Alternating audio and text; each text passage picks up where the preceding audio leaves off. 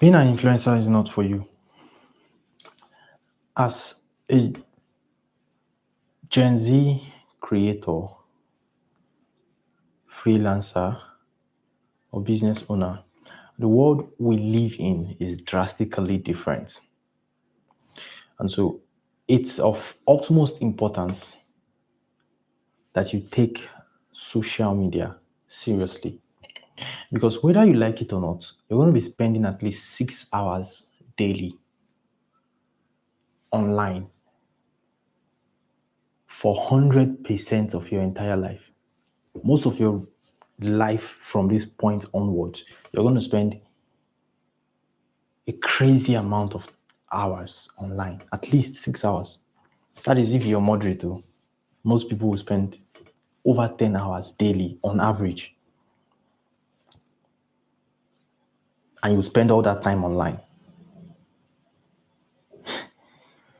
Now, this means you have to find a way to not just keep track of how much time or reduce how much time. I think it's inevitable that you're going to spend a lot of time online.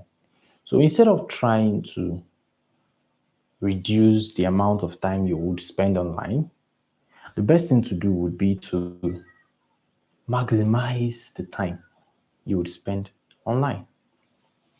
And so if you're going to spend over 6 hours daily for the rest of your life, why not just make 1/4 of that 6 hours worth it? Why don't you make that 1/4 worth it?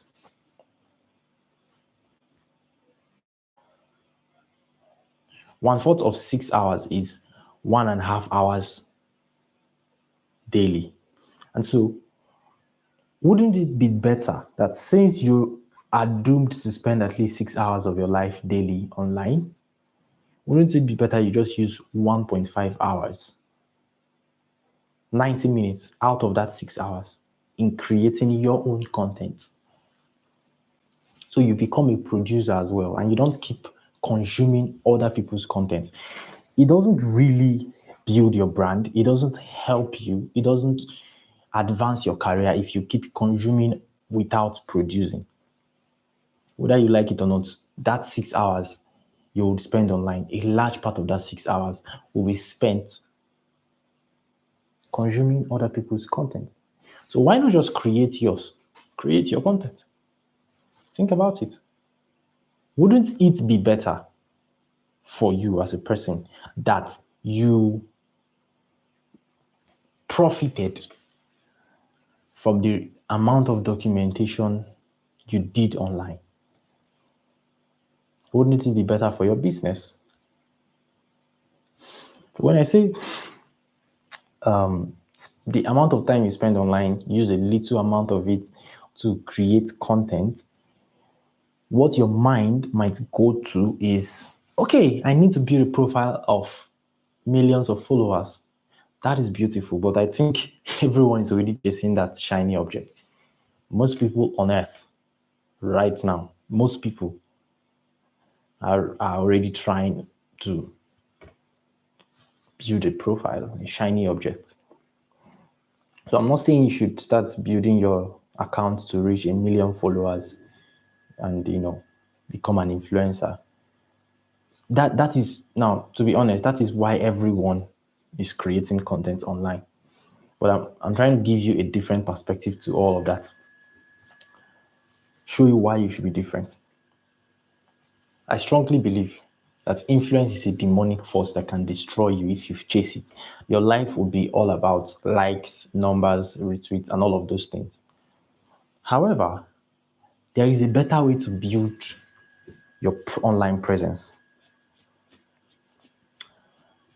Be a key person of influence. That's what we call KPI.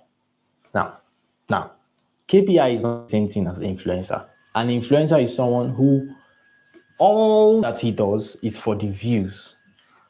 All that he does is for the likes, engagements. But the key person of influence is different. And here's the difference. The difference is you are creating a niche content for a idea.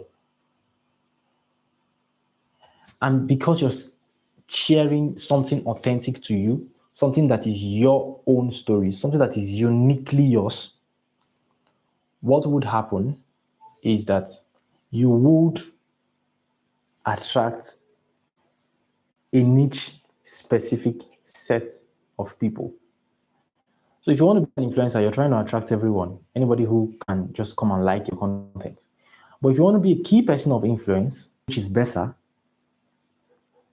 it means you're being authentic. You're being an authentic self. And people would follow you because of your authentic self, not because you wanted them to like and retweet. Do you understand what I'm saying to you? Now,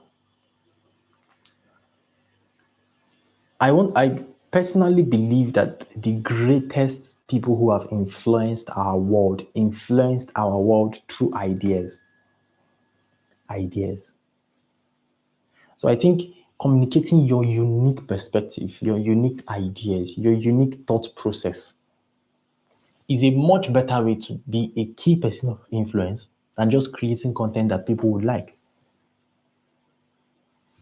When you are your authentic self and you're sharing your thoughts, ideas, thinking process, what would happen with that entire process is that you would begin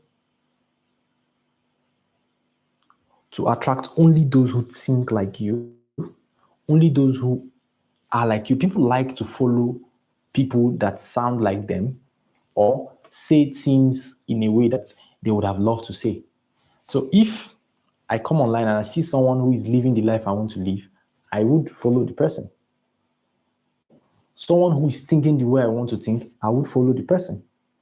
So if you want to be an influencer, you would feel this need to do things to get likes and followers.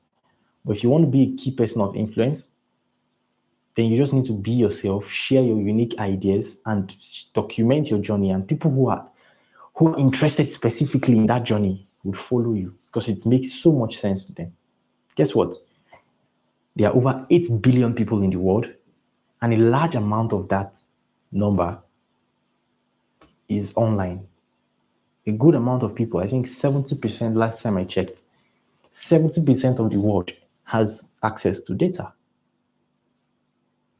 So there is so much amount of people that your unique voice, your unique message can reach. Yeah, there are enough people around for your unique ideas to attract. So the best way to build online is just document your thoughts, document your ideas, document your journey, the lessons you've learned, probably the successes you've gained as well.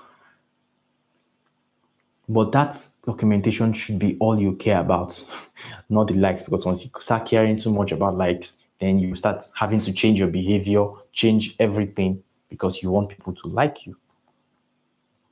So be your authentic self eventually. It may not be now, but eventually people are going to follow your authentic voice. So social media is a tool for you to share your voice and your ideas and attract a specific set of people who think like you, who want to think like you, who enjoy your content, or just generally like the way you share your ideas. So remember, key person of influence is much better than an influencer.